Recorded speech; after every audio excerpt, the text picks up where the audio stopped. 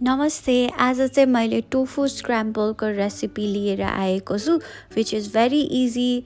Let's begin. हामीलाई चाहिने इन्ग्रेडियन्ट्सहरू एउटा प्याज, दुईटा लसुन, एक चम्चा सोया सस, एउटा खोर्सानी, एउटा टमाटर, अनि टोफू, अनि ब्राउन ब्रेड, अनि नुन, बेसार, अनि यहाँ मैले देखाउन बिर्सेँ हजुरहरूलाई काँक्रा पनि चाहिन्छ है। अनि यो टोमेटो सस चाहिँ अप्सनल हो।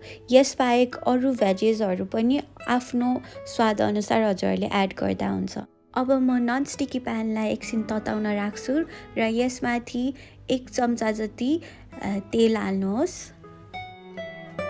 तेल तातिसकेपछि यसमा म जिरा पड्काउँछु।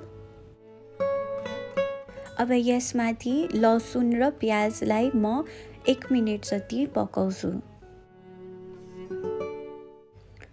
अब यो प्याज ब्राउन हुन थालिसकेपछि यसमाथि म टमाटर र खोर्सानी पनि हालेर 2 मिनट जति पकाउँछु। अब करिब 2 मिनटपछि म यसमा सोया सस र टोमेटो सस हाल्छु। यो चाहिँ कम्प्लिटली अप्सनल हो।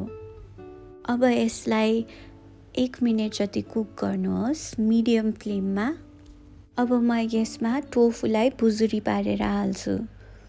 अब यसलाई मजाले मिक्स गर्नुहोस् र 5 मिनट जति पकाउनुहोस्। यसमाथि त्यसपछि म 1 चम्चा बेसार र 1 चम्चा नुन हाल्छु र फेरि 3-4 मिनट जति पकाउँछु।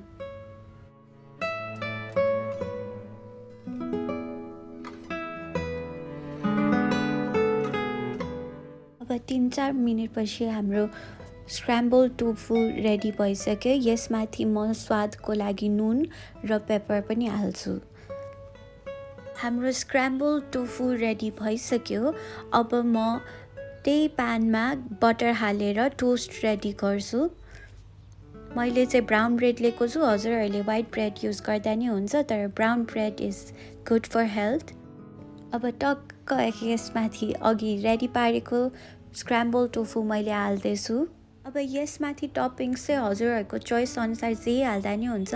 मैले काँक्रो हाल्दैछु। काँक्रो हाल्यो भने चाहिँ त्यो क्रन्ची मिठो हुन्छ। अनि यसमाथि मैले दही पनि हालेँ। हजुरहरूले मेयो, टोमेटो सस, चिज अरू जे हालेर खाँदा नि हुन्छ। हाम्रो यो हेल्दी ब्रेकफास्ट रेडी भइसक्यो।